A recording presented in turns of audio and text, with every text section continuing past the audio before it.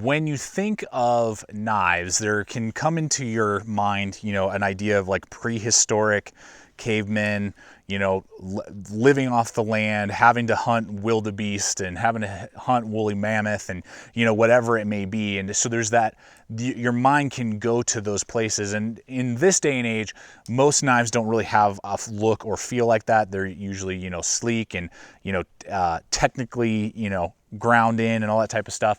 And there's not that look and kind of feel of something prehistoric. But there is a company out there that kind of prides themselves with that idea in mind, with obviously using new and modern technologies and materials. It's Wander Tactical, and Wander Tactical is a company out of Italy, and they have several different designs. And today we're doing a review on the Dimorphodon. The Dimorphodon is what we have here. This is their biggest blade in the series at the moment that they produce. This thing is a monster, and as you can see, just even in the handle, you know, looks like prehistoric, man. You know, the Dimorphodon, you know, it just screams that. So this is designed as a heavy-duty chopper to get all of your heavy tasks done, but still be agile enough to be able to do finer tasks as well. So we're going to discuss that today. We're going to look at that and how that, you know, plays in. It's got a very unique setup in that it has this really designated groove right here for your finger. So not only when you're doing your finer stuff you can use it, but then for chopping you're supposed to be able to kind of be able to keep your hand in there and get your power for your heavy chopping. So we're going to test that out today. We're going to see if it excels at it, if it, you know, is just kind of gimmicky. We'll talk about all that, and we're really going to see this Dimorphodon from Wander Tactical and whether or not this may be an awesome powerhouse of a large blade for you, or if there's other stuff out on the market. So that's what we're going to be looking at and talking about today in this video here at Gideon's Tactical. So with that, let's get to it. All right, folks, let's look at this impressive beast on the blade end of it. What we're looking at here from the cutting edge right here all the way to the tip is 7.6 inches overall length. We have a high saber grind, which I really like. We got a little bit of a clip here, but it's very wide, and we're looking at a 1/4 inch thick blade at its maximum thickness back here, and then tapers down to that more precise tip, but still very, very strong and tough. Almost 2 inches from spine to edge. And we're looking at cryo treated, what is it? D2 steel. I believe it's a Rockwell 61, and it is made in Italy with that tan coating on there. And I believe they do have some other cool coating versions as well that you can look into. And this thing's going to weigh in at 20 ounces. So I don't know of another 7.5 inch knife that has this much power and design put into it. Now let's talk about the steel real quick. The D2 steel is holding up really well with all of the hard use that we've been doing. And I got to tell you, when it comes to chopping, we didn't have any chipping or rolling or damage or anything like that. And the blade cut in well because of that high saber grind and just the weight and the balance and everything like that. For the chops that we were doing, it removed a good amount of wood material, an amount that I would be very pleased with in the chopping, you know, biting into that wood. And we were in like 20 degrees Fahrenheit on some of these videos that you're seeing, and no chipping, rolling, any issues like that with that D2 steel.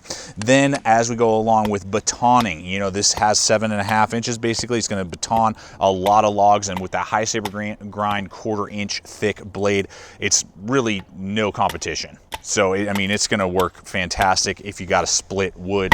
This is a knife that will be able to split a lot of wood for you and do a good job doing it. And finally, to the finer stuff, you know, with such a heavy, big, thick knife, you know, I was a little like, okay, well, yeah, it's going to chop, it's going to baton, but can it really cut? And honestly, the finer cutting tasks were done very well. Some of that's with the balance that we'll talk about in a second, good balance for those finer tasks, but also just the way that they grounded in, the higher saber grind, the good edge, really did well with feather stick making, you know, notching, carving, that type of stuff. And with the huge amount of belly that you guys see here, you're going to get some great slicing capability. So actually really impressed as well for the size of a knife, for the thickness, and for what the blade is. It is a good competitor with, you know, like really fine edge knives for the basic tasks of survival that you would be going for. You know, obviously a more heavy duty companion will make finer feather sticks and better notches quicker, but for such a large knife as basically being able to do chopping, batoning, and then finer work, it can do the finer work, really no sweat. So this is a really well done sheath, very happy with it. Good Kydex, taco designed, love that. We got a huge drainage hole down here, nice to see. Good lashing points all the way around. We have a good thumb ramp right here that I can easily pull off and even keep my finger in that guard right here as I pull it out. Super tight in there. Zero rattle, very, very good fit. And then we even have a drop leg system here with an Italian version basically of a Blade Tech lock. It's a little bit different but very similar. And then they've cantered it off to the side slightly so it's very easy for you to drop it in and take it out when it's riding on your belt. So all those things combined make for a fantastic Kydex sheath that you shouldn't have to upgrade at all. All right, so now to the handle. These are micarta handle scales bolted on, and you can see here it's similar to what you would expect from maybe like tops, like Rocky Mountain Tread. Usually I'm not a huge fan of that, but these are machined in such a way that it doesn't really bother me. It doesn't create any hot spots, gives me good traction, no issues. If you don't like that and you'd rather just have smooth handles, they do offer that over on their site. You can have them do that for you, not a big deal. So it's just kind of up to you, but standard, it'll have this kind of heavy traction with these cut-ins all throughout, giving it kind of like a Stone Age look and feel to the knife. Now, what we have here is some jimping up here. You know, we've talked about that here at the channel. I don't really see a need or purpose for jimping, but as long as it's blocky, it's not a huge deal. This is blocky, so it's not a huge deal. It doesn't hurt my hand or anything like that. Now, for the smaller carving tasks and cutting tasks, I like the setup of the handle with this really designated groove right here. Locks me into place. I feel very comfortable, and I feel like I can really control this very large knife really well, and I can get those finer cutting tasks, and it just feels very balanced in the hand without any sort of hot spots or uncomfortability when I'm doing that. They even have given us kind of some scallop notches in there, so if I did have to do a chest lever grip, reverse grip, I could do it, and it feels comfortable in the hand. So for all of your carving tasks, it feels very well balanced, very comfortable, and you have a lot of control for such a large knife with this designated setup. So when it comes to chopping, this is how the knife is set up. And the first part of it is good. The second part of it needs to be worked on. When you put your finger in right here and you grab the knife like this, it feels very good. And you can get some really good chops. And basically, if a piece of wood is about 4 inches, 3 to 4 inches in diameter or less, you're going to be able to power right through that, no problem. And this hook right here really keeps you in place. So I never had to reset or anything like that. No vibrations in the chopping whatsoever. No problem. The second part is where I start to have issue. If I back off of this groove right here and then move either to this position or just all the way back, what has happened is that after this hump, and this hump just shouldn't be there, there's no need for that, just give us a big open area right here, and it slims down even further behind this hump. And so it should have just been a mirror thickness. So when you're holding the knife back here, it feels like you're holding almost a completely different knife. It's almost pencil-like, very minute, and just isn't comfortable. And really, I feel like the knife really wasn't designed to be held back here, and it could have easily given us 3 options. You can choke up, get your medium to hack in, then you can back up a little bit more if you need some more chopping power, and then finally back up all the way if you just really need a powerhouse through something.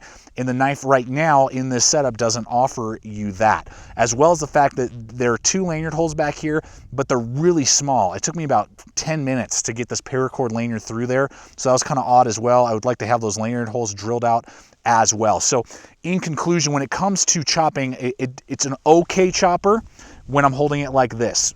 It would do anything that like my BK9 could do, knives like that, my SP5, you're going to get that level of chopping. But once you back off of this groove is where things start to kind of get just counterintuitive and just feel a lot smaller and just not what you're expecting a knife of this size to have. So I'd love to just see this hump removed, bigger lanyard holes, and then just make an overall larger thickness, just copy the thickness you did here, right here, and then you'll have a great handle to use in any grip. As it stands right now, you have lots of control for carving and doing all of your finer stuff, and great control and lockup and feel for medium chopping, but the heavy chopping, which you would expect to back up on, just isn't quite there for me when I use this knife.